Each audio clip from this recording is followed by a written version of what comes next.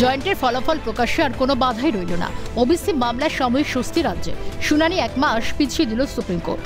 হাইকোর্টের নির্দেশ মেনে জয়েন্টের ফল প্রকাশ করতে হবে রাজ্যকে, নির্দেশ শীর্ষ আদালতের। পরবর্তী শুনানির সম্ভাব্য দিন আগামী 9 সেপ্টেম্বর।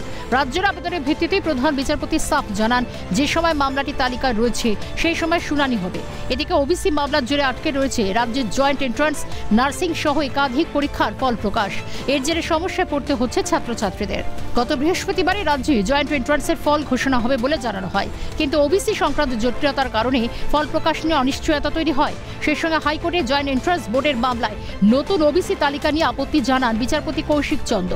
এর পাশাপাশি আরও বেশ কিছু পরীক্ষার ফলাফল ঘোষণা নিয়েও জটিলতা দেখা যায়। হাইকোর্টের নির্দেশ অনুযায়ী নতুন ওবিসি তালিকা মেনে মেধা তালিকা প্রকাশ করা যাবে না।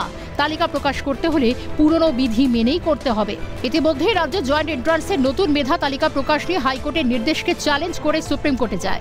সেক্ষেত্রে নতুন ওবিসি বিজ্ঞপ্তি মামলার সঙ্গে এই আবেদনটিও জুড়ে দেওয়ার কথা ছিল, কিন্তু সেটিও আর হচ্ছে না বলে মামলার সঙ্গে যুক্ত আইনজীবীরা মনে করছেন।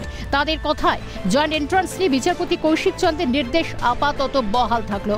বিচারপতি চন্দ্র জয়েন্টের নতুন প্যানেল প্রকাশের জন্য 15 দিন সময়সীমা বেঁধে দেন। এখন ওবিসি বিজ্ঞপ্তি মামলার শুনানি পিছিয়ে যাওয়ার ফলে এই আবেদনটি শুনানি নিয়েও অনিশ্চয়তা তৈরি হলো। এখন দেখার রাজ্য এই বিষয়ে দ্রুত শুনানি চেয়ে প্রধান বিচারপতির দৃষ্টি আকর্ষণ করে কিনা। অভিরূপা হাজরার রিপোর্ট, ক্যালকাটা নিউজ।